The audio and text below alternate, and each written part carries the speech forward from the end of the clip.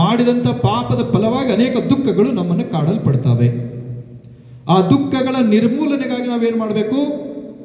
ಪುಣ್ಯಕ್ಷೇತ್ರ, ತೀರ್ಥಕ್ಷೇತ್ರ, ಗುರು ಸಾನ್ನಿಧ್ಯ, ದೈವ ಸನ್ನಿಧಿ ಹೋಗುವಂಥದ್ದು. ಅಲ್ಲಿ ಹೋಗೋದ್ರಿಂದ, ದರ್ಶನ ಮಾಡೋದ್ರಿಂದ, ಭಗವಂತನ ಕೃಪೆಗೆ ಪಾತ್ರರಾಗೋದ್ರಿಂದ, ಗುರು ದೃಷ್ಟಿಗೊಳಗಾಗೋದ್ರಿಂದ, ಗುರುವಿನ ಅಂತಃಕರಣ ದೃಷ್ಟಿಗೆ, ಕ್ರೂರ ದೃಷ್ಟಿಗಲ್ಲ, ದೈವದ ಭಗವಂತನ ಕ್ರೂರ ದೃಷ್ಟಿಗಲ್ಲ, ಅಂತಃಕರಣದ ದೃಷ್ಟಿಗೆ ಪಾತ್ರರಾಗೋದ್ರಿಂದ ಆ ದೋಷಗಳು ನಿರ್ಮೂಲನೆ ಆಗ್ತವೆ. ಅಲ್ಲಿ ಹೋಗಿ ಏನಾರ ತಪ್ಪು ಮಾಡಿದ್ರ, ಪುಣ್ಯಕ್ಷೇತ್ರಕ್ಕೆ ಹೋಗಿ, ಅನ್ಯಕ್ಷೇತ್ರೇ ಕೃತಂ ಪಾಪಂ ಪುಣ್ಯಕ್ಷೇತ್ರ ವಿನಶ್ಯತಿ. ನೀವು ಮಾಡಿದ ಎಲ್ಲ ಪಾಪ ತಾಪ ಶಾಪಗಳು ದೂರವಾಗ್ತವೆ ಪುಣ್ಯಕ್ಷೇತ್ರಕ್ಕೆ ಹೋಗೋದ್ರಿಂದ, ದರ್ಶನ ಮಾಡೋದ್ರಿಂದ, ಪುಣ್ಯಕರ್ಮ ಮಾಡೋದ್ರಿಂದ, ಗುರು ದೈವ ದರ್ಶನ ಮಾಡೋದ್ರಿಂದ. ಪುಣ್ಯಕ್ಷೇತ್ರಕ್ಕೆ ಹೋಗಿದಿ, ಅಲ್ಲಿ ತಪ್ಪು ಮಾಡಿದಿ, ಅಲ್ಲಿ ಪಾಪ ಮಾಡಿದೆ, ಇಲ್ಲಿ ಅಪರಾಧ ಮಾಡಿದೆ, ಏನ್ ಮಾಡ್ತವು? ವಜ್ರಲೇಪ ಭವಿಷ್ಯತಿ, ವಜ್ರವಾಗಿ ಕಾಡ್ತಾವ, ವಜ್ರದಷ್ಟು ಕಠೋರವಾಗಿ ಆ ಪಾಪಗಳು ನೀನು ಹಿಡ್ಕೋತಾವ, ಬಿಡಲ್ಲ. ಅಂದ್ರೆ ಹೆಂಗಂದ್ರ, ಉದಾಹರಣೆ ಪುಣ್ಯಕ್ಷೇತ್ರಕ್ಕೆ ಹೋಗಿರ್ತೀರಿ, ಅಲ್ಲಿ ನಾವು ಲಕ್ಷ್ಯಗೊಟ್ಟು ಕೇಳಬೇಕಾಗಿದ್ದು, ಲಕ್ಷ್ಯಗೊಟ್ಟು ಮಾಡಬೇಕಾಗಿದ್ದು, ಲಕ್ಷ್ಯದಿಂದ ನಡ್ಕೋಬೇಕಾಗಿದ್ದು ಬಹಳ ಮಹತ್ವದ್ದಿರುತ್ತೆ. ನೀವು ಭಾಳ ಹೋದ್ರಿ ಬಂದ್ರೆ ಇದು ಘಟನೆ ಅಲ್ಲ, ಅಲ್ಲಿ ಹೇಗೆ ನಡ್ಕೊಂಡ್ರಿ ಅದು ಕೌಂಟ್ ಆಗತ್ತೆ. ಹೇಗೆ ನಡ್ಕೊಂಡ್ರಿ? ಈ ಉದಾಹರಣೆ ಪುಣ್ಯಕ್ಷೇತ್ರಕ್ಕೆ ಬಂದ್ರಿ, ಪುಣ್ಯಕ್ಷೇತ್ರಕ್ಕೆ ಬಂದಾಗ ಇಲ್ಲಿ ಬಂದಿರಿ, ಅಥವಾ ಧರ್ಮಸ್ಥಳ, ಹೊರನಾಡು, ಶೃಂಗೇರಿ, ಬಾಳೆಹೊನ್ನೂರು, ಉಜ್ಜಯಿನಿ, ಕೇದಾರ, ಶ್ರೀಶೈಲ, ಅನೇಕ ಮಠಪೀಠ ಪಂಚ ಸ್ಥಾನಗಳಿಗೆ ಹೋಗುವಂಥದ್ದಿರುತ್ತೆ. ಅಲ್ಲಿ ಹೋದಾಗ ಅಲ್ಲಿ ಏನಾದರೂ ಅಪರಾಧ ಮಾಡಿದರೆ, ಕರ್ತೃಗತಿಗೆ ಹತ್ರ ಹೋದ್ರಿ, ಕೂತ್ರಿ, ಹಣ್ಣು ಕಾಯಿ ಮಾಡಿಸಿದ್ರಿ, ಅದ ತಗೊಂಡು ಬಂದು ಕಟ್ಟೆ ಮೇಲೆ ಕುಂತ್ರಿ, ನೀವು ಸಣ್ಣ ಮಕ್ಕಳು ಕೂಡಿ ಬಾಳೆಹಣ್ಣು ತಿಂದ್ರಿ, ಶಿಪ್ಪೆಯಲ್ಲಿ ಹೋಗಿದ್ರಿ ಮೆಟ್ಲ ಮೇಲೆ. ಯಾರೋ ಒಬ್ಬ ಮನುಷ್ಯ ಬಂದ, ಭಕ್ತ ಬಂದ, ಭಗವಂತನ ದರ್ಶನ ಮಾಡ್ತಾ ನೋಡ್ತಾ ನೋಡ್ತಾ ಬಾಳೆಹಣ್ಣಿನ ಸಿಪ್ಪಿ ಮೇಲೆ ಕಾಲಿಟ್ಟು ಜರದ ಬಿದ್ದ, ತಲೆ ಹೊಡಿತು. ಇದಕ್ಕೆ ಹೊಣೆ ಯಾರು? ಕೊಬ್ಬರಿ ತಿಂದ್ರಿ, ಚಿಪ್ಪು ಒಗದ್ರಿ, ಎಲ್ಲಿ? ರಸ್ತೆದಲ್ಲಿ. ಅದ್ರ ಮೇಲೆ ಯಾರೋ ಕಾಲಿಟ್ರು, ತುಳಿದ್ರು, ಬಿದ್ರು, ಅಥವಾ ಕಾಲಿಗೆ ನೆಡತ್ತು, ಅದು ಗ್ಯಾಂಗ್ರೀನ್ ಆತು, ಕಾಲು ಕಟ್ ಮಾಡೋ ಪ್ರಸಂಗ ಬಂತಾವಂತಾನೆ. ಹೇ ಪರಮಾತ್ಮ, ನಿನ್ನ ಸನ್ನಿಧಿಗೆ ಬಂದು ನಾ ಕಾಲು ಕಳ್ಕೊಳ್ಳೋ ಪರಿಸ್ಥಿತಿ ಬಂತಲ್ಲಪ್ಪ, ಅದು ಡಿಪಾಸಿಟ್ ಆಯ್ತಲ್ಲಿ. ಯಾರ ಕಾರಣ? ಕೊಬ್ಬರಿ ಚಿಪ್ಪು ಒಗದವನೇ ಕಾರಣ ಅದಕ್ಕೆ. ಮತ್ತಲ್ಲಿ ಹೋಗಿ ಪಾವಿತ್ರತೆಗೆ ಧಕ್ಕೆ ತಂದ್ರಿ ಅಂತ ಕೇಳಿದ್ರೆ, ಪಾವಿತ್ರತೆಗೆ ಧಕ್ಕೆ ತಂದ್ರ ಅಲ್ಲೆಲ್ಲ ಹೋಗಿ ಅವನಿವನ್ನ ಹಳ್ಳಿಸಿ ಚೆಲ್ಲಿ ಹಾಳು ಮಾಡಿ ಪಾವಿತ್ರತೆ ಧಕ್ಕೆ ತಂದ್ರ, ಅವಂತಾನ ಗುರುನಾಥ, ಆ ಕ್ಷೇತ್ರದ ಕರ್ತೃನಾಥ್ ಅಂತಾನೆ, ನನ್ನ ಮಂದಿರಕ್ಕೆ ಬಂದು, ನನ್ನ ಮಠಕ್ಕೆ ಬಂದು, ನನ್ನ ಸನ್ನಿಧಿಗೆ ಬಂದು ಇದೆಲ್ಲ ಹಾಳು ಮಾಡಿದಿ, ಇದೆಲ್ಲ ಅಪವಿತ್ರ ಮಾಡಿದಿ, ಇದೆಲ್ಲ ಕಲುಷಿತ ಮಾಡಿದಿ, ಈ ಪರಿಸರವನ್ನ ಬಹಳ ಹೊಲಸು ಮಾಡಿದೆ ಅಂದ್ರೆ ಆಯ್ತು, ಹೋಗು ನೀನು, ನಿನ್ನ ಮನೆ ಪೂರ ಹೊಲಸಾಗಿರ್ಲಿ ಅಂತ ಅವಂತಾನ. ಅಂದ್ರೆ ಪರಿಣಾಮ ಎಷ್ಟಿರ್ತವೆ ಅಂತ, ಪರಿಣಾಮ ಎಷ್ಟಿರ್ತವೆ, ಪರಿಣಾಮಗಳು. ಅದರ ಬದಲಾಗಿ ಪಾವಿತ್ರತೆ, ಅಲ್ಲಿ ಎಲಿ ಬಿದ್ದಿತ್ತು ತೆಗೆದು ಹಾಕಿದ್ರಿ, ಅಲ್ಲಿ ಕೊಳೆ ಇತ್ತು ತೆಗೆದು ಹಾಕಿದ್ರಿ, ಹೊಲಸಿತ್ತು ತೊಳೆದ್ರಿ, ಪಾವಿತ್ರತೆನ ಕಾಯಿದ್ರಿ, ಅವಂತಾನ ಗುರುನಾಥ, ಕರ್ತೃನಾಥ ಅಂತಾನೆ. ಎಂಥ ಭಕ್ತರಪ್ಪ ನೀವು. ನನ್ನ ಮಠಕ್ಕೆ ಬಂದು, ನನ್ನ ಸನ್ನಿಧಿಗೆ ಬಂದು, ಇಲ್ಲಿರುವಂಥದನ್ನು ಎಲ್ಲ ಪವಿತ್ರ ಮಾಡಿರಿ, ಶುದ್ಧ ಮಾಡಿರಿ, ಪಾವಿತ್ರತೆಯನ್ನು ಕಾಯ್ಕೊಂಡಿದ್ದೀರಿ. ಈ ಮಠವನ್ನ, ಈ ಮಂದಿರವನ್ನ, ಈ ಸ್ಥಾನವನ್ನ ನೀವು ಪವಿತ್ರಗೊಳಿಸಿರಿ ಅಂತ ಕೇಳಿದ್ರೆ, ನನ್ನ ಮಠವನ್ನು ಸುಂದರವಾಗಿಟ್ಟಿರಿ ಅಂತ ಕೇಳಿದ್ರೆ, ನಿಮ್ಮ ಮನೆ, ನಿಮ್ಮ ಮನ ಸದಾ ಸದಾ ಪವಿತ್ರವಾಗಿಡುವಂತೆ ನಾ ಮಾಡ್ತೇನೆ, ಹೋಗ್ರಿ ಅಂತ ಆಶೀರ್ವಾದ ಮಾಡ್ತೇನೆ. ಪವಿತ್ರವಾಗಿಡ್ತಾನೆ ಭಗವಂತ. ಅದಕ್ಕೆ ಇನ್ನು ಕೆಲವರು, ನಾವು ಕೇದಾರದ 19ರಲ್ಲಿದ್ದಾಗ ತುಂಬ ಜನ ಬರ್ತಿದ್ರು, ಬಂದಾಗ ನಾವು ಹೇಳ್ತಾ ಇದ್ವಿ, ಕರ್ನಾಟಕದವ್ರು, ಬೇರೆ ಬೇರೆ ರಾಜ್ಯದವರು ಬರ್ತಿದ್ರು. ಬಂದಾಗ ಹೇಳ್ತಿದ್ವಿ ಅವರಿಗೆ, मंदिर बंद होने का समय है, इसलिए पहले प्रभु जी का दर्शन करके आइए ಅಂತ ಹೇಳ್ತಿದ್ವಿ. ಮಂದಿರಿಗೆ ಬಂದಾಗೋ ಸಮಯ, ಅದಕ್ಕೆ ಮೊದಲು ಹೋಗ್ರಿ, ಕೇದಾರನಾಥನ ದರ್ಶನ ಮಾಡ್ಕೊಂಬರ್ರಿ. ಅವ್ರಂತದ್ರು, ಇಲ್ಲ ಜೋರು ಕೆಳಗಿಂದ ನಡ್ಕೋತ ಬಂದ್ವಿ, ರಶ್ ಒಳಗೆ ಸುಸ್ತು ಭಾಳ ಆಗೈತಿ, ಅದಕ್ಕೆ ಒಳ್ಳೆ ಹೋಟೆಲ್ ಎಲ್ಲಿ ಸಿಗ್ತಾವ್ರಿ, ಇಲ್ಲಿ ಒಳ್ಳೆ ಊಟ ಎಲ್ಲಿ ಸಿಗ್ತದ್ರಿ, ಬಿಸಿ ನೀರು ಎಲ್ಲಿ ಸಿಗ್ತಾವ್ರಿ, ಅವು ಎಲ್ಲ ಸಿಗ್ತಾವ. ಆಮೇಲೆ ಹೇಳ್ತವಿ, ಮಂದಿರ ಬಂದಾದ್ರೆ ನಿಮಗೆ ತೆಗಿಯಲ್ಲ, ಮತ್ತೆ ಹೋಗ್ರಿ ಮೊದಲು ಇಲ್ಲ ಆಮೇಲೆ ಮಾಡ್ತೇವೆ ಬಿಡ್ರಿ, ಮೊದಲು ಇವೆಲ್ಲಿ ಸಿಗ್ತಾವೆ ಹೇಳ್ರಿ. ಎಷ್ಟೋ ಮಂದಿ ಅಂತಂದ್ರೆ ಇದನ್ನ 40% ಹಿಂಗನ್ನೋರು ಪಕ್ಕ ಅನುಭವ ಕಂಬಾಳಿ ಮಟ್ರಿ ಕರ್ಕೊಂಬಂದು ಗುರ್ತೈತೆ ಅವ್ರಿಗೆ. ಲಿಂಗಣ್ಣರೇ ಹಿಂಗೆ ಹೇಳ್ತಿದ್ರು, ನಾವು ಹಣಿ ಪಡ್ಕೋತಿದ್ವಿ, ಅಲ್ಲಿಂದ ಇಲ್ಲಿವರೆಗೆ ಸಾಲ ಮಾಡಿ ಸೂಲ ಮಾಡಿ ಕಷ್ಟಪಟ್ಟು ಇಲ್ಲಿವರೆಗೆ ಬಂದು ಮನೆಗಿದ್ದ ದಿವಸ ಮಾಡೋದು ಇದನ್ನೇ, ತಿನ್ನೋದು ಉಣ್ಣೋದು ಮಲಗೋದು, ಇದು ಬಿಟ್ಟರೆ ಬೇರೆ ಇಲ್ಲ, ಅದನ್ನೇ ಮಾಡ್ತಿರ್ತಾರೆ. ಅಲ್ಲಿ ಬಂದರು ಒಳ್ಳೆ ರೂಮು, ಅದು ಕೂಡ ಒಳ್ಳೆ ರೂಮಲ್ಲಿ ಒಳ್ಳೆ ರೂಮ್ ಎಲ್ಲಿದಾವ್ರಿ, ಒಳ್ಳೆ ಊಟ, ಒಳ್ಳೆ ಹೋಟೆಲ್ ಎಲ್ಲಿ ಸಿಗ್ತಾರೆ, ಒಳ್ಳೆ ಊಟ ಬೇಕು, ಊಟ ಮಾಡೋದು ಜೀವನನ. ಅಲ್ಲಿವರೆಗೆ ಬಂದವ್ರು ಲಕ್ಷಾಂತರ ರೂಪಾಯಿ ಖರ್ಚು, 40-50 ಸಾವಿರ ಮಿನಿಮಮ್ ಖರ್ಚು ಬರ್ತದೆ. ಅಷ್ಟು ಖರ್ಚು ಮಾಡ್ಕೊಂಡು ಬಂದು ಊಟಕ್ಕೆ ಮತ್ತು ಬಡ್ಕೊಳ್ಳುವಂಥದ್ದು. ಅಂದ್ರೆ ಇದೆಲ್ಲ ನೋಡಿ ಅನ್ನಿಸ್ತಿತ್ತು, ಏನು ವಿಚಿತ್ರ ದುನಿಯಾ ಇದು, ಏನು ಜಗತ್ತಿದು. ಇನ್ನು ಕೆಲವರು ಫಸ್ಟ್ ಬಂದು ದೇವರಿಗೆ ಕೈಯ ಮುಗಲ್ಲ, ಸೆಲ್ಫಿ ತಗೊಳ್ಳೋದನ್ನು, ಫೋಟೋ ತಗೊಳ್ಳೋದು, ಫೋಟೋ ತೆಗೆದು ಹಾಕಿದ್ರೆ ವಾಟ್ಸಪ್ಪಿಗೆ ಫಸ್ಟ್ ನಾಳೆ ಹೋಗಿದ್ದೆ, ಕೈಯ ಮುಗಲ್ಲ ದೇವರಿಗೆ.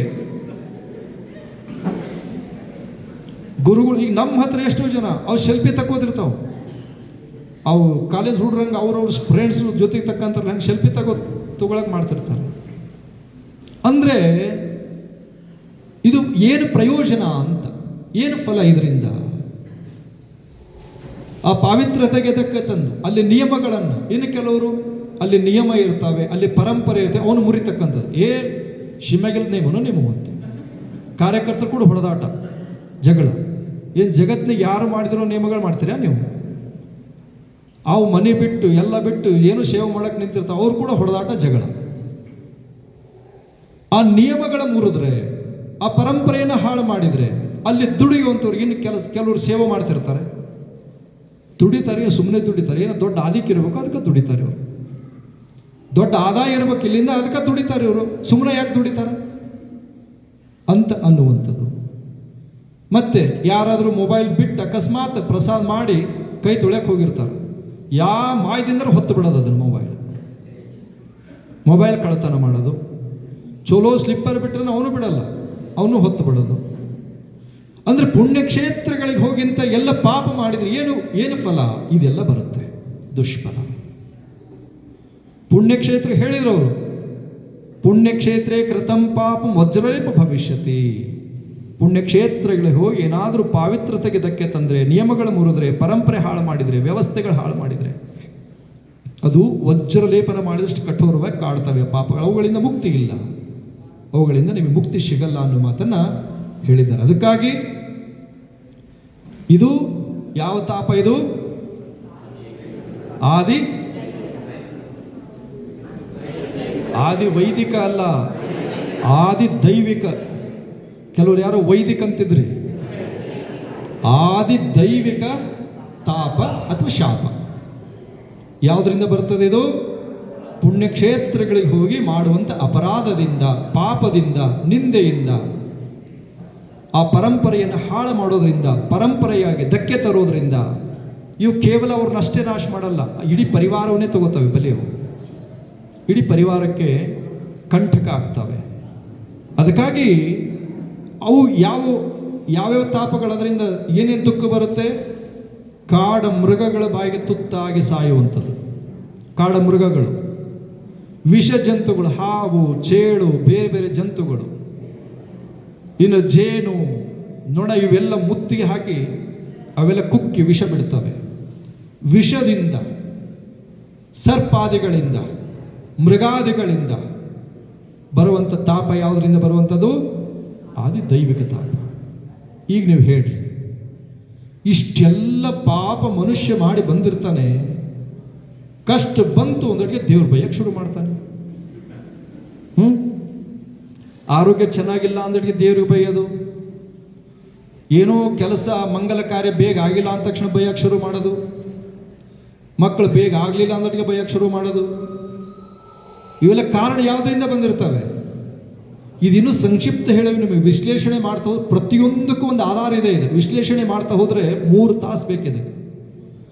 ಅರ್ಧ ಜನಕ್ಕೆ ಈಗಲೇ ನಿಂತು ಬಂದಾವು, ಅಲ್ಲಿಗೆ ಹೋಗ್ಬಿಟ್ರೆ ಎಲ್ಲರೂ ವಿಶ್ರಾಂತಿ ಮಾಡಿಬಿಟ್ಟಿರ್ತಾರೆ.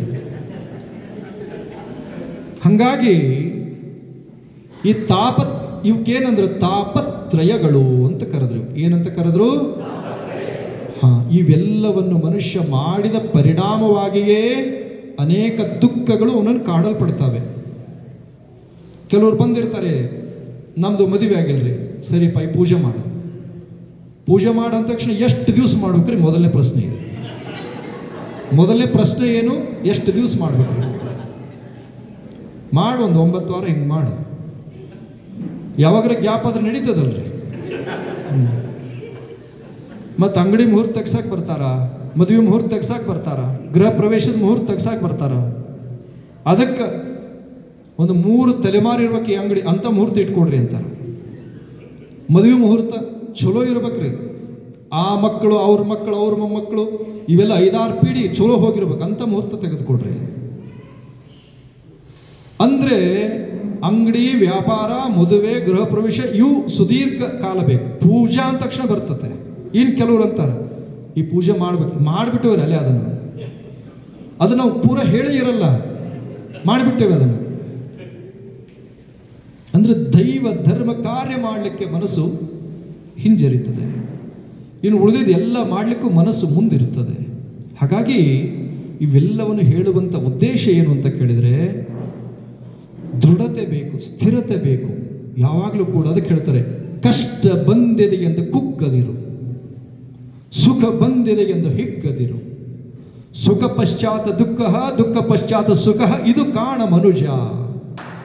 ಅವ್ರು ಹೇಳ್ತಾರೆ,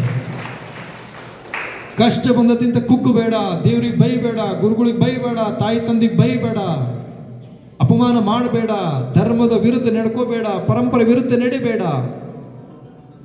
ಸಾತ್ವಿಕ ಬದುಕಿಗೆ ತೊಂದರೆ ತಂದುಕೋಬೇಡ. ಇವೆಲ್ಲವುಗಳ ಕಾರಣ ಏನು? ಪ್ರಾರಬ್ಧ ಇರ್ತದೆ. ಕೆಲವರು ಎಷ್ಟೋ ಜನ ದೇವ್ರ ಫೋಟೋ ಎತ್ತಿ ಹೊಡೆದು ಬಿಟ್ಟಿರ್ತೀರಿ ಸಿಟ್ಟಿ. ಇದ್ರ ತಾಪ ಮುಂದೆ ಅನುಭವಿಸ್ಬೇಕಲ್ಲ, ಅನುಭವಿಸ್ಲೇಬೇಕಿರುತ್ತೆ. ಹಾಗಾಗಿ 3 ಸಮಯ ವರ್ಜ್ಯ. ಯಾವುದೇ ನಿರ್ಣಯ ತಗೊಳಕ 3 ಸಮಯಗಳು ವರ್ಜಿರ್ತಾವೆ. ಇದನ್ನ ನೆನ್ಪಿಟ್ಕೊಳ್ರಿ. ಅತಿ ದುಃಖ, ಅತಿ ದುಃಖ ಬಂದಾಗ ಯಾವ ನಿರ್ಣಯ ತಗೋಬಾರ್ದು ನೀವು. ಅತಿ ದುಃಖ ಬಂದಾಗ ಯಾವುದೇ ನಿರ್ಣಯ ತಗೋಬಾರ್ದು, ಸ್ವಲ್ಪ ಸಮಾಧಾನ ಇರ್ಬೇಕು ಅವಾಗ. ಅತಿ ದುಃಖ ಐತಿ, ಯಾವುದೋ ನಿರ್ಣಯ ತಗೊಂಡ್ರಿ ಅಂತ ಕೇಳಿದ್ರೆ ದುಃಖ. ದೇವರು ಇಷ್ಟೆಲ್ಲ ಪೂಜೆ ಮಾಡಿದ್ರು ಒಳ್ಳೇದು ಮಾಡಲಿಲ್ಲ, ಜೀವ ಇರೋ ತನಕ ನೀನು ಪೂಜೆನ ಮಾಡಲ್ಲ. ನೀನು ಭಾರಿ ಬಾಯಾರಿಕೆ ಆಗೈತಿ, ನೀರು ಹುಡುಕ್ತೀರಿ, ನಿಮಗೆ ಸಿಕ್ಕಲ್ಲ. ಅವಾಗ ನೀರಿಗೆ ಪ್ರತಿಜ್ಞೆ ಮಾಡಿಬಿಡೋದು, ನನಗೆ ಬೇಕಂದಾಗ ನೀನು ಸಿಕ್ಕಿಲ್ಲ ಅಂದ್ರೆ ನಾ ಜೀವಿರೋ ತನಕ ನೀನು ಕುಡಿಯಲ್ಲ ಹೋಗಂತೀವಿ. ನೀರೇನು ಕೂಡ ಪ್ರತಿಜ್ಞೆ ಮಾಡಿಬಿಡೋದು. ನಷ್ಟ ಯಾರಿಗೆ? ನಮಗೆ ನಷ್ಟ. ಗಂಟ್ಲು ಯಾರು ಒಣಗ್ತದೆ? ಗಂಟ್ಲು ಒಣಗೋದು ನಮ್ಮದೇ. ನೀರಿಗೆಲ್ಲ ನಷ್ಟ, ಗಂಟ್ಲು ಮನುಷ್ಯನಿಗೆ ನಷ್ಟ. ದೈವಕ್ಕೆ ಅಲ್ಲ ನಷ್ಟ, ನಮಗೆ ನಷ್ಟ. ಅದಕ್ಕಾಗಿ ಕ್ರೋಧದಲ್ಲಿ, ಸಿಟ್ಟಿನಲ್ಲಿ ಯಾವುದೋ ನಿರ್ಣಯ ತಗೋಬಾರದು. ಆನಂತರ ಸುಖದಲ್ಲಿ ಅತಿ ಆನಂದ. ಯಾವುದೋ ಲಾಟ್ರಿ ಹೊಡೆದು ಬಿಟ್ಟದ್ದು ನಿಮಗೆ, ಅಥವಾ ಯಾವುದೋ ಬೆಳೆ ಭಾರಿ ಬಂದು ದುಡ್ಡು ಕೈ ಸೇರಿಬಿಟ್ಟದ್ದು. ಆ ಖುಷಿಯಲ್ಲಿ ಏನೋ ವಾಗ್ದಾನ ಮಾಡಿಬಿಟ್ಟಿರ್ತೀರಿ. ವಾಗ್ದಾನ, ಅದನ್ನು ಕೊಡ್ತೇನೆ, ಇದನ್ನು ಮಾಡ್ತೇನೆ, ಅದನ್ನು ಕಟ್ಟಿಸ್ಕೊಡ್ತೇನೆ, ಏನೇನೇನು ಹೇಳ್ಕೊಂಬಿಟ್ಟಿರ್ತೀರಿ. ಖುಷಿ ಒಳಗೆ ಹೇಳಿದ್ರಿ, ಮುಂದೆ ಅದು ಮಾಡೋಕ್ಕಾಗಲಿಲ್ಲ, ಜಮಾ ಆತದು. ಭಗವಂತನ ಸಾನ್ನಿಧ್ಯದ ಹೇಳಿ ಜಮಾನೇ ಅದು, ಆ ಖರ್ಚು. ಈ ಉದಾಹರಣೆಗೆ ತುಂಬ ಜನ ಹೇಳ್ತಿರ್ತಾರೆ, ನಾನು ಭಾರಿ ಕಷ್ಟ ಅಂತ ಹೇಳಿದ್ರಿ, ದುಡ್ಡು ಕೊಟ್ಟೆ, ಹೊಟ್ಟೆ ಕೊಡುವಲ್ಲ ನಾವು. ಕಾರಣ ಎಲ್ಲೋ ಹಿಂಗೆ ಮಾಡಿರ್ತೀರಿ, ಅದಕ್ಕೆ ಅವನು ಬಂದು ತೊಗೊಂಡಿರ್ತಾನ ಅದನ್ನು. ಅದಕ್ಕಂದ್ರೆ ಕಳ್ಳನ ಮನೆಗೊಬ್ಬ ಬಲು ಗಳ್ಳ ಬಂದರೆ ಸಂಗಮನಾಥನಲ್ಲದೆ ಮತ್ತಾರು ಅಲ್ಲ ಅಂತೇಳಿ ಈ ತಾಪ ಇವುಗಳು ಕಾರಣ ಆಗಿರ್ತವೆ. ಅದಕ್ಕಾಗಿ ಅತಿ ಖುಷಿ ಒಳಗೂ ಏನೋ ಪ್ರತಿಜ್ಞೆ ಮಾಡಬಾರ್ದು. ದುಃಖ, ಖುಷಿ, ಕ್ರೋಧ, ಸಿಟ್ಟಿನೊಳಗೂ ಏನು ಸಂಕಲ್ಪ ಮಾಡ್ಕೋಬಾರ್ದು, ಪ್ರತಿಜ್ಞೆ ಮಾಡಬಾರ್ದು. ಈ 3 ಸಮಯ ವರ್ಜ್ಯ ಅಂತ ಹೇಳ್ತಾರೆ. ಆ ನಿಟ್ಟಿನಲ್ಲಿ ನಡೆದದ್ದೇ ಆದಲ್ಲಿ ಬದುಕು ಪಾವನ ಅಂತ. ಭವಿಷ್ಯ ಈಗ ಸೆಪ್ಟೆಂಬರಲ್ಲಿ ಕೇದಾರ್ ಯಾತ್ರೆ ಮಾಡುವಂಥವ್ರು ಇದ್ದೀರಿ. ಸೆಪ್ಟೆಂಬರ್ 11ನೇ ತಾರೀಕಿಂದ ಮಾಡುವಂಥ, ಬಹುಶಃ ಇದರಲ್ಲಿ 90% ಜನ ಬಂದಿರ್ಬೋದು ಅವರು. ಹೌದ್ರೆ? ಕಂಬಾಳಿ ಮಠ ಸಾರಥ್ಯದಲ್ಲಿ ಹೊಂಟಿರಿ. ಸುಮಾರು ಅವರಿಗೆ 11ನೇ ಸರಿ ಅಂತ ಅನ್ನಿಸ್ತದೆ ಹೋಗೋದು, 12ನೇ ಸರಿ, ದ್ವಾದಶ ದ್ವಾದಶ ಜ್ಯೋತಿರ್ಲಿಂಗ ಪ್ರಕಾರ 12ನೇ ಬಾರಿ ಅವ್ರು ಹೋಗ್ತಿದ್ದಾರೆ. ಈಗೆಲ್ಲ ಒಂದು ಲಿಮಿಟ್ ಮಾಡಿ ಕರ್ಕೊಂಡು ಹೋಗ್ತಾರೆ. ಮೊದಲು ಹೆಂಗೆ ಕರ್ಕೊಂಬರೋರು, ಎಲ್ಲರೂ ಕೋಲ್ ಹಿಡ್ಕೊಂಡು ಓಡಾಡ್ಬೇಕು, ಅವ್ರನ್ನ ಕರ್ಕೊಂಬರೋರು ಅವರು. ಅಲ್ಲಿ ಇರೋಂಥರಿ ದೊಡ್ಡ ಸಮಸ್ಯೆ ಅದು. ಅಂದ್ರೆ ಅವಾಗ ಇಷ್ಟು ರಶ್ ಇರಲಿಲ್ಲ, ಬೇರೆ ಬೇರೆ ಆವಾಗಿನ ವ್ಯವಸ್ಥೆಗಳು ಬೇರೆ, ಆದರೆ ಈಗ ಬೇರೆ. ಅಲ್ಲಿ ಹೋದಾಗ ಈಗ ನಿಯಮಗಳೇನು ಹೇಳಿವಲ್ಲ, ಇದ್ರ ಬಗ್ಗೆ ಜಾಗೃತಿ ಇರಲಿ. ನಮಗೆ ಐಷಾರಾಮಿ ಬೇಕು, ಹೈಟೆಕ್ ಬೇಕು, ಅದು ಬೇಕು, ಇದು ಬೇಕು, ಇದೆಲ್ಲ ನೀವು ಮನೆಗೆ ಬಂದರೆ ಎಲ್ಲ ಹಂಗಿರಕ್ಕೆ ಬಂದೇ ಬರ್ತತೆ. ಅಲ್ಲಿ ಹೋದಾಗ ಜಾಗೃತರಾಗಿರ್ರಿ. ಎಷ್ಟು ಸಾಧ್ಯ ಅಷ್ಟು ದೈವಾರಾಧನೆ ಮಾಡ್ರಿ, ಭಗವಂತನ ಸ್ಮರಣೆ ಮಾಡ್ರಿ. ಮತ್ತು ಕೇದಾರನಾಥ ಯಾತ್ರೆ ಸುಲಭಲ್ಲ, ಕಷ್ಟ, ಭಾಳ ಕಷ್ಟದು, ತುಂಬ ಕಷ್ಟ ಇರುತ್ತೆ. ಬೇರೆ ಕಡೆಗೆ ನೀವು ಹೆಂಗೆ ಬೇಕಾದ್ರೂ ಹೋಗ್ಬೋದು, ಖುಷಿಯಿಂದ ಹೋಗ್ಬೋದು. ನೀವು ಎಲ್ಲ ಕಡೆಗೆ ಹೊಂಟ್ರಿ ಅಂದ್ರೆ, ಬಸ್ ಒಳಗೆ ಹತ್ತಿ ಕುಂತ್ರಿ ಅಂದ್ರೆ, ಕೆಲವರು ಸಿನಿಮಾ ಹಾಡು ಹೇಳ್ತೀರಿ, ಕೆಲವರು ಇನ್ನೂ ಏನೇನೋ ಮಾಡ್ತೀರಿ, ಏನೇನೋ ಮಾಡಿ ಖುಷಿ ತೊಗೋತಿರ್ತೀರಿ. ನೀವು ಋಷಿಕೇಶ್ವರಿಗೆ ಹಂಗೆ ಹೋಗ್ತೀರಿ, ಅಲ್ಲಿಂದ ಆ ಕಡೆಗೆ ಮತ್ತು ಈ ಕಡೆ ಬೇರೆ ಕಡೆಗೆ ಹೊಂಟಾಗ ನಿಮ್ಮ ಏನು ಪ್ರಮುಖರು ಇರ್ತಾರೆ, ನಿಮ್ಮ ಹಿರಿಯರು ಇರ್ತಾರೆ, ದೇವಸ್ಥಾನ ಬಂತು ಕೈ ಮುಗಿಯ ತಾಯಿ ಅಂತ ಅನ್ಬೇಕು ಅವರು. ಕೈ ಮುಗಿ ಅಂದಾಗನೇ ಕೈ ಮುಗಿಯೋದು. ಅಲ್ಲಿವರೆಗೆ ಹಾಡು ಡ್ಯಾನ್ಸು ಅವು ಇವ ನಡೀತಿರ್ತಾವೆ.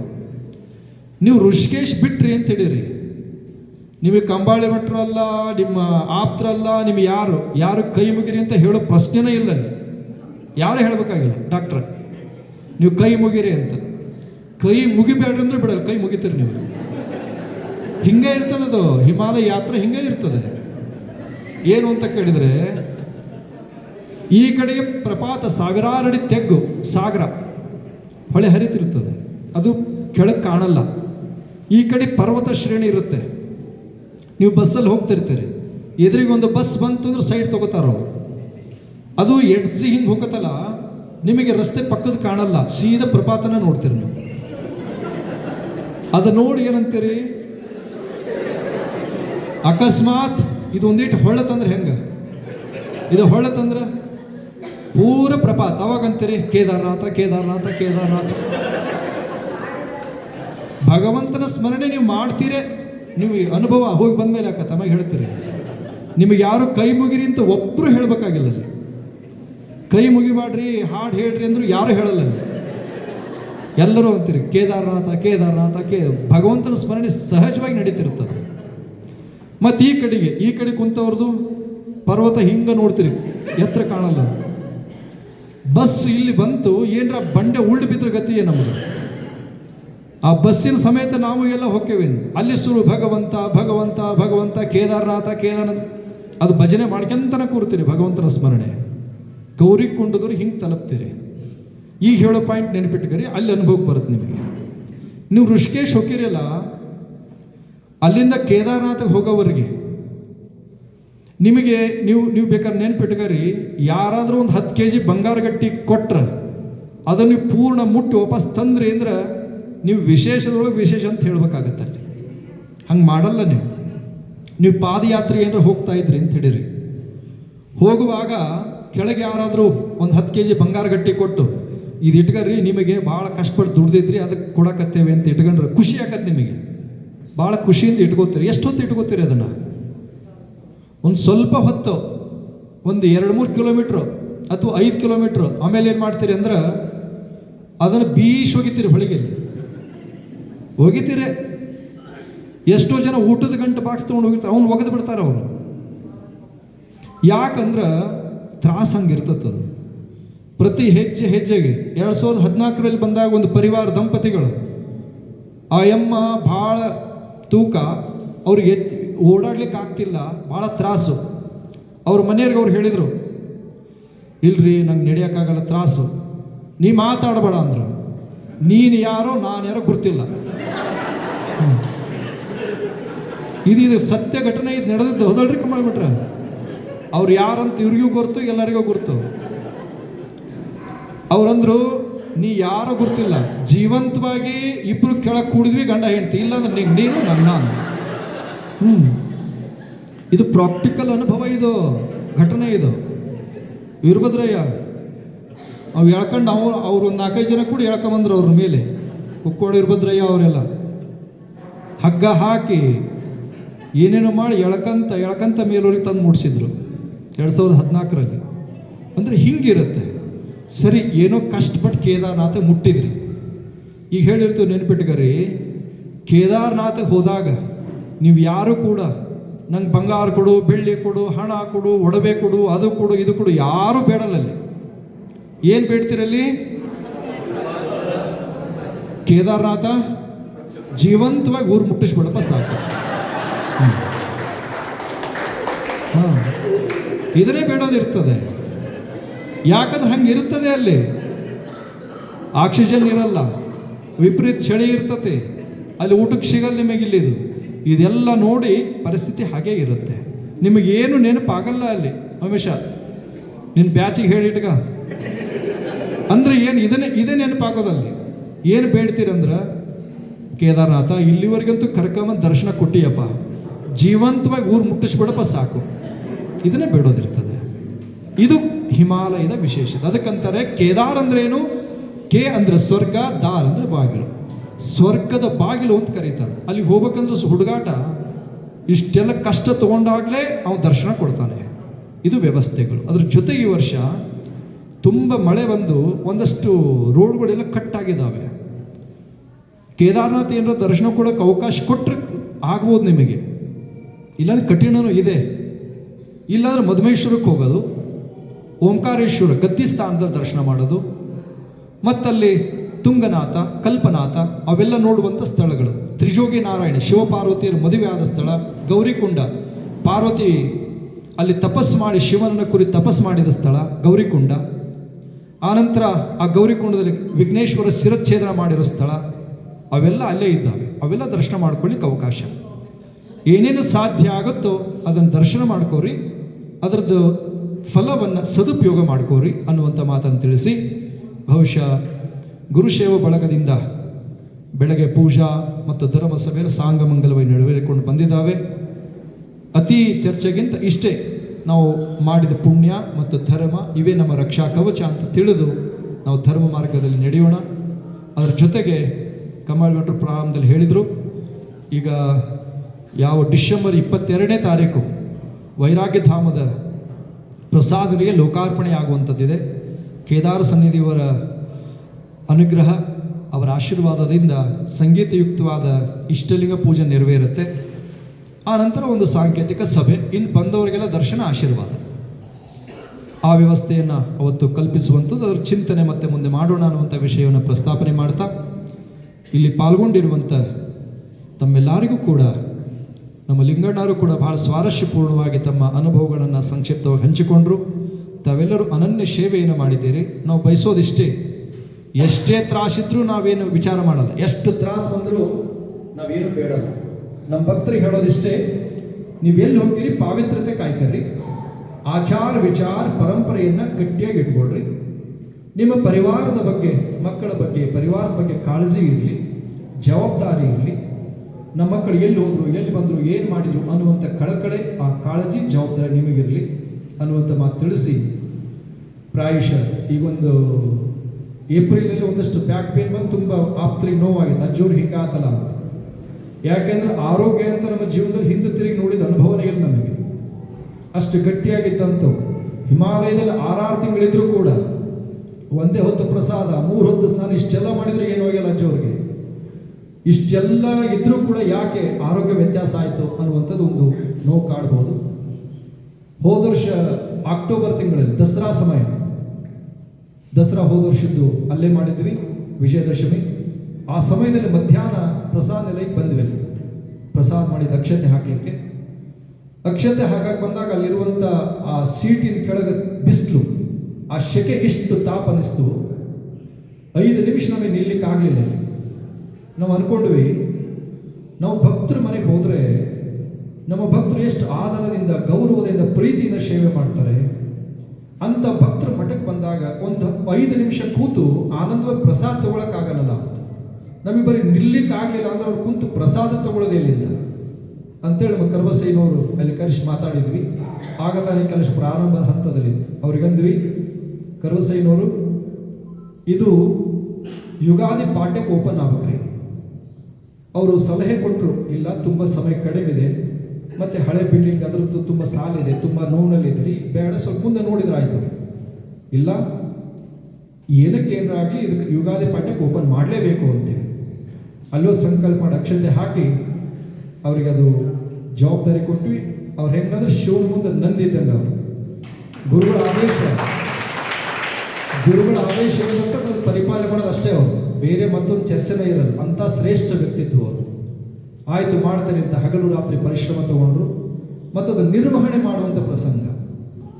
ಎಷ್ಟೋ ಜನ ಹೇಳಿದರೆ ಕಟ್ಟಿಸುವಂಥವ್ರು ಒಂದು 50 ಜನ ಸಿಗ್ಬೋದು, ಪೂರ ಕಟ್ಟಿಸುವಂಥವ್ರು ಇದ್ದಾರೆ. ಅದು ನಮಗೆ ಸಾಧ್ಯ ಇಲ್ಲ. ಮಾತು ಏನು ಮಾಡಿದ್ವಿ? ಪ್ರತಿದಿನ ಕಾರ್ತಿಕ್ ಮತ್ತು ಮಾಘ ಮಾಸದಲ್ಲಿ 20 ರಿಂದ 25 ಕಾರ್ಯಕ್ರಮಗಳು ಅಟೆಂಡ್ ಮಾಡ್ತಿದ್ವಿ. ಪ್ರಾತಃ ಕಾಲ 2:30 ಹೇಳೋದು, 3 ಗಂಟೆಯಿಂದ 6:30 ಪೂಜೆ ಪ್ರಸಾದ. ಆನಂತರದಲ್ಲಿ ಕಾರ್ಯಕ್ರಮಕ್ಕೆ 6:30ರಿಂದ 7 ಗಂಟೆಯಿಂದ ಮಠದಿಂದ ಹೊರಟು ಬಂದು ರಾತ್ರಿ 10-11 ಗಂಟೆ. ಅಲ್ಲಿವರೆಗೆ ನೀರಿಲ್ಲ, ಪ್ರಸಾದ ಇಲ್ಲ, ವಿಶ್ರಾಂತಿ ಇಲ್ಲ. ನಿರಂತರ ಕಾರ್ಯಕ್ರಮ ಮಾಡ್ತಾ ಮಾಡ್ತಾ ಮಾಡ್ತಾ ಮತ್ತು ಮಹಾಪೂಜೆ ಒಂದೊಂದು ದಿವಸಕ್ಕೆ 2 ಈ ಸರಿ ಮಲೆನಾಡು ಪ್ರಾಂತ್ಯದಲ್ಲಿ ಅಲ್ಲಿಂದ ಭಕ್ತರು ಬಂದಿದ್ದಾರೆ. ಮಲೆನಾಡು ಒಂದೊಂದು ದಿವಸಕ್ಕೆ 2 ಮಾಡಿವಿ. ಬೆಳಗೊಂದು ಸಂಜೆಗೂ 5.5 ತಾಸು ಒಂದು ಪೂಜೆಗೆ. ಅಂಥ ಪೂಜೆ ನಿರ್ವಹಣೆ ಮತ್ತು ಪಾದಪೂಜೆ. ಮಠದ ಸುತ್ತಮುತ್ತ ತುಂಬ ಹಳ್ಳಿಗಳಲ್ಲಿ ಪಾದಪೂಜೆ ಆಗಬೇಕು. ಕೆಲವು ಹಳ್ಳಿಗಳಲ್ಲಿ 20, 30, 40, 50 ಅಲ್ಲಿಂದ ಹಿಡಿದು 150ರವರೆಗೆ ಒಂದೊಂದು ದಿವಸಕ್ಕೆ ಪಾದಪೂಜೆ. ಅಷ್ಟು ಪಾದಪೂಜೆಗಳು ಇವೆಲ್ಲ ನಿರ್ವಹಣೆ ಮಾಡಿದ ಕಾರಣ ಅದೆಲ್ಲ ಕ್ರೋಢೀಕರಣ ಆಗಿರ್ತಕ್ಕಂಥ ಒಂದೊಂದು ರೂಪಾಯಿನೂ ಕೂಡ ಎಲ್ಲೂ ವ್ಯರ್ಥ ಆಗದಂತೆ.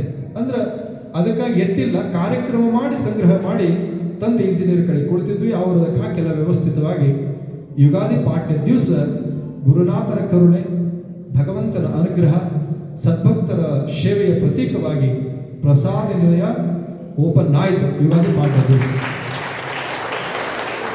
ಅದೇ ಏಪ್ರಿಲ್ 21ನೇ ತಾರೀಕು ಭಾನುವಾರ. ಅವತ್ತು ತುಂಬ ಇಲ್ಲಿ ಮಠದಲ್ಲಿ ಬಹಳ ರಶ್ ಇತ್ತು. ಎಲ್ಲರೂ ಮುಗಿಸಿದ್ವಿ, ಮಾತಾಡಿದ್ವಿ, ಎಲ್ಲ ಚರ್ಚೆ ಆಯಿತು. ಅಲ್ಲಿಂದ ವೈರಾಗ್ ಧಾಮಕ್ಕೆ 4 ಗಂಟೆಗೆ ಬಂದ್ವಿ. ಅಲ್ಲಿ ಬಹಳ ರಶ್ ಇತ್ತು. ಎಲ್ಲ ಭಕ್ತರು ಮಾತಾಡಿಸಿ ಬೇರೆ ಒಂದು ಕಡೆ ಕಾರ್ಯಕ್ರಮಕ್ಕೆ ಹೋಗೋದಿತ್ತು. ಅಲ್ಲಿ ಸ್ನಾನಕ್ಕೆ ಹೋದ್ವಿ. ಬ್ಯಾಕ್ ಪೇನ್ ಸ್ಟಾರ್ಟ್ ಆಯಿತು. ಅಂದರೆ ಬಲಗಡೆ ಕಾಲು ಪೂರ ಹಿಡಿದು ಬಿಡ್ತದೆ, ಓಡಾಡಲಿಕ್ಕೆ ಬರ್ತಿಲ್ಲ. ಮತ್ತು ಅದರ ಸ್ನಾನ ಪೂಜೆ ಮುಗಿಸಿದ್ವಿ. ಅಲ್ಲಿ ಕಾರ್ಯಕ್ರಮಕ್ಕೆ ಹೋಗುವಂಥ ಅನಿವಾರ್ಯತೆ, ಹೋಗಲೇಬೇಕಾದಂಥ ಪ್ರಸಂಗ. ಒಂದು 1000 ಜನ ಕೂಡಿ ತುಂಬೋದು. ಸುಮಾರು 3,500 ಜನ ಕಾರ್ಯಕ್ರಮ ಇಟ್ಟಿದ್ರು. ಹೋಗಲೇಬೇಕಾದಂಥ ಪ್ರಸಂಗ. ಅವ್ರದ್ದು ಆಗಲೇ ಫೋನ್ ಬಂದಿತ್ತು. 4 ಸರಿ ಫೋನ್ ಮಾಡಿದ್ರು. 7 ಗಂಟೆ ಅಲ್ಲೇ ಆಗಿತ್ತು. 7ಕ್ಕೆ ನಾವು ಬರ್ತೇವೆ ಅಂತ ಹೇಳಿದ್ವಿ. ಎದ್ದು ನಿಂತು ಪೂರ ಓಡಾಡ್ಲಿಕ್ಕೆ ಬರ್ತಿಲ್ಲ. ಆದರೂ ಕೂಡ ಅಲ್ಲಿ ಹೋದ್ವಿ. ಅದು 3ನೇ ಫ್ಲೋರಲ್ಲಿ ಇತ್ತು ವ್ಯವಸ್ಥೆ. ಅಲ್ಲಿ ಹೋಗಿ ಉಡಿ ತುಂಬಕ್ಕೆ ಶುರು ಮಾಡಿದ್ವಿ. 8:15 ಶುರು ಮಾಡಿದ್ರೆ 10:30ವರೆಗೆ ಉಡಿ ತುಂಬೋದಾಯಿತು. ಆನಂತರ 11:30ವರೆಗೆ ದರ್ಶನ ಆಯಿತು. ಅದು ಪೂರ ಕಾಲ ಸ್ಟ್ರಕ್ ಆಗಿಬಿಟ್ಟಿತ್ತು ಅಷ್ಟೊತ್ತಿಗೆ. ಹಾಗೆ ವಿಶ್ರಾಂತಿ ಮಾಡಿದ್ವಿ. ಮತ್ತು ಬೆಳಗ್ಗೆ ಅದೇ ಮನೆ ಮಹಾಪೂಜೆ 5:30 ತಾಸು. ಬೆಳಗ್ಗೆ ಎದ್ದು ನಿಲ್ಲಿಗೆ ಬರ್ತಿಲ್ಲ. ಆದರೂ ಕೂಡ ಹೋಗಿ ಸ್ನಾನ ಮಾಡಿ ಪೂಜೆಗೆ ಯಥಾಸ್ಥಿತಿ ಕೂತ್ವಿ. 5:30 ತಾಸು ಯಥಾಸ್ಥಿತಿ ಪೂಜೆ ಭಗವಂತ ನಡೆಸ್ಕೊಟ್ಟ. ಅಲ್ಲಿಂದ ತುಂಬ ತ್ರಾಸ ಅನ್ನಿಸ್ತು. ಅಲ್ಲಿಂದ ಮತ್ತೆ ಒಂದು 8-10 ಮದುವೆ ಅಟೆಂಡ್ ಮಾಡೋವಿತ್ತು. ಅವೆಲ್ಲ ಹೇಳಿ ಕ್ಯಾನ್ಸಲ್ ಮಾಡಿದ್ವಿ. ಅಂದರೆ ಓಡಾಡಲಿಕ್ಕೆ ಬರಲೇ ಅಷ್ಟೊತ್ತಿಗೆ ತ್ರಾಸು ಶುರುವಾಗ್ಬಿಡ್ತು. ಮತ್ತು ನಾವು ಸತೀಶ್ ಡಾಕ್ಟ್ರು, ಬೇರೆ ಬೇರೆ ಆಪ್ತರೆಲ್ಲ ಬಂದರು, ಕರ್ಬಸೇನರು, ಕಮ್ಮಲ್ಲ ಬಂದು ಇದು ತುಂಬ ತ್ರಾಸಿದೆ ಅಂತ ಸ್ಕ್ಯಾನ್ ಮಾಡಿಸಿದ್ರು. ಅದು ಒಂದಿಷ್ಟು ನಿರಂತರ ಓಡಾಟದಿಂದ ಸಿ ವಿಟಮಿನ್ ಒಂದು ಕಡಿಮೆ ಆಗಿದೆ, ನೀರಿನ ಅಂಶ ಕೊರತೆ ಆಗಿದೆ. ಹಾಗಾಗಿ ಒಂದಿಷ್ಟು ವಿಶ್ರಾಂತಿ ಬೇಕಷ್ಟೇ ಅಂಥೇಳಿ ಎಲ್ಲ ಫೈನಲ್ ಹೇಳಿದರು. ಅದಕ್ಕಾಗಿ ಒಂದು 1.5 ತಿಂಗಳಲ್ಲೇ ಒಂದು ತಿಂಗಳಂತೂ ಕಂಟಿನ್ಯೂ ವಿಶ್ರಾಂತಿಲಿದ್ವಿ. ಬಂದವರಿಗೆ ದರ್ಶನ ಕೊಡ್ತಿದ್ವಿ. ಅದೆಲ್ಲ ಪರಿಣಾಮ ಈಗಾದರೂ ಒಂದು 85% ಎಲ್ಲ ಕ್ಲಿಯರ್ ಆಗಿದೆ. ಅದ್ರ ಮತ್ತೆ ಯಥಾಸ್ಥಿತಿ ಪೂಜೆಗಳು ನಡೀತಿದ್ದಾವೆ. ಅಂದರೆ ಕಾರಣ ಏನು ಅಂತ ಕೇಳಿದ್ರೆ, ನಮಗೆ ಎಷ್ಟೇ ತ್ರಾಸು ಬಂದರೂ ಭಗವಂತ ಈಗಲ್ಲ, ಇಲ್ಲಿ ಬಂದಾಗ ಒಂದು ಮುಟ್ಟಿಗಕ್ಕಿಲ್ಲ. ಅವತ್ತೇ ಕೇಳಿಲ್ಲ ನಾವು ಯಾರನ್ನು, ಅವತ್ತೇ ಇದು ಕೊಡ್ರಿ ಅಂತ ಕೇಳಿಲ್ಲ. ಈಗಂತೂ ಭಗವಂತ ನಡೆಸ್ತಾನೆ, ಅದರ ಯಾವ ಸಂಶಯ ಇಲ್ಲ. ಅಂದ್ರೆ ನಮ್ಮ ಭಕ್ತರನ್ನ ಏನು ಕೇಳಲ್ಲ, ನೀವು ಅದು ಕೊಡ್ರಿ ಏನು ಕೇಳಲ್ಲ. ಆದ್ರೆ ಒಂದು ಹೇಳೋದು ಬರೆಯಲ್ಲ, ಆಚಾರ ವಿಚಾರ ಪರಂಪರ. ನಮಗೆ ಎಷ್ಟೇ ತ್ರಾಸಾಗಿಲ್ಲ, ನಾವು ಅದನ್ನು ನಿರ್ವಹಣೆ ಮಾಡ್ಕೋತೇವೆ. ನಮ್ಮ ಭಕ್ತರಿಗೆ ಅವರು ಪರಿಶುದ್ಧವಾಗಿದ್ದಾಗ ಎಷ್ಟೇ ತಾಪಗಳಿದ್ರು ಅದನ್ನು ಪರಿಹಾರ ಮಾಡುವಂಥ ಶಕ್ತಿ ಭಗವಂತ ಒಂದಷ್ಟು ನಮಗೆ ಕೊಟ್ಟಿದ್ದಾನೆ. ಆದರೆ ನೀವು ನಿಯಮವನ್ನ, ನೀತಿಯನ್ನ, ಪರಂಪರೆಯನ್ನ, ತತ್ವವನ್ನ, ಸಿದ್ಧಾಂತವನ್ನ, ದೈವವನ್ನ ಬಿಟ್ಟು ಹೋದ್ರೆ ನಾವು ಅದೇನು ಮಾಡ್ಲಿಕ್ಕೆ ಸಾಧ್ಯ ಇಲ್ಲ. ಅಂಥವರು ನಮ್ಮ ಹತ್ರ ಇರ್ಲಿಕ್ಕೂ ಕೂಡ ಕಷ್ಟ. ಅದಕ್ಕೆಲ್ಲರಿಗೂ ಕಳಕಳಿಯಿಂದ ಹೇಳೋದಿಷ್ಟೇ, ವ್ಯಕ್ತಿ ಸತ್ಯ, ಪರಂಪರೆ ಪರಮ ಸತ್ಯ. ಇದು ನೆನ್ಪಿಟ್ಕೊ. ವ್ಯಕ್ತಿ ಇವತ್ತಿರ್ತಾನೆ, ನಾಳೆ ಹೋಗ್ತಾನೆ. ಪರಂಪರೆ ಹೇरहेಗ, ಇತ್ತೂ ಇದೆ, ಇರುತ್ತೆ. ಪರಂಪರೆ ಮಾತ್ರ. ಆ ಪರಂಪರೆಯನ್ನು ಕಾಯುವಂತ, ಕಟ್ಟುವಂತ ಜವಾಬ್ದಾರಿ ನಿಮ್ಮೆಲ್ಲರದಾಗಿದೆ ಅನ್ನುವಂಥ ಮಾತನ್ನ ಈ ಸಂದರ್ಭದಲ್ಲಿ ತಿಳಿಸಿ ಅದಕ್ಕೆ ಬದ್ಧವಾದಂಥ ರೀತಿಯಲ್ಲಿ ತಾವು ಜೀವನ ನಿರ್ವಹಣೆ ಮಾಡುವಂಥ ಸದ್ಭಕ್ತ ಶ್ರೇಷ್ಠರಾಗಲಿ ಎನ್ನುವಂಥ ಸಂಕಲ್ಪವನ್ನು ಆಶೀರ್ವಾದ ರೂಪದಲ್ಲಿ ತಮಗೆ ಮಾಡ್ತಾ ಈ ಸಂದೇಶಕ್ಕೆ ವಿರಾಮ ಕೊಡ್ತಾ ಇದ್ದೇವೆ. ಓಂ ಶಾಂತಿ ಶಾಂತಿ ಶಾಂತಿ.